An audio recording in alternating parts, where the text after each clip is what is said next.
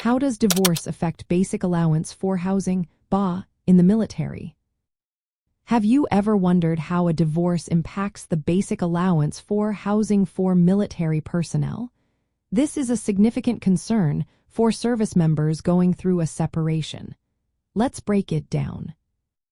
Basic allowance for housing is a payment given to military members to help cover housing costs when they do not live in government quarters. The amount received is based on the service member's rank, location, and whether they have dependents. When a military member is married, they typically receive BA at the with dependents rate. This rate is higher to account for the spouse and any children. However, once a divorce is finalized, the former spouse is no longer considered a dependent. This change means the service member usually loses the higher BA rate and may have to move to single-type government quarters.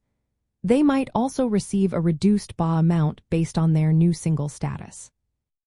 The former spouse also loses access to military housing benefits, including government quarters. After the divorce is finalized, they typically have about 30 days to vacate the housing. While the divorce is in process, both spouses still hold their dependent status. This means either spouse may have the right to live in military housing. If they cannot live together during this time, military authorities, like the garrison commander and legal officers, will decide who stays in the housing. Their decisions often consider family needs and proximity to the duty station. If children are involved, the situation can become more complicated.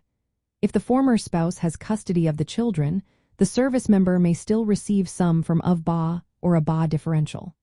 This helps cover housing costs related to child support obligations. Child support payments are usually deducted from the service member's pay, and housing costs can be part of divorce and custody agreements. The military expects service members to support their families financially according to court orders, which can include payments related to housing. In summary, divorce often leads to the loss of BA benefits for the former spouse and may reduce the service member's BA entitlement to a single rate. However, if children are involved, custody arrangements can affect the housing allowance. It is essential for military personnel going through a divorce to consult with legal counsel.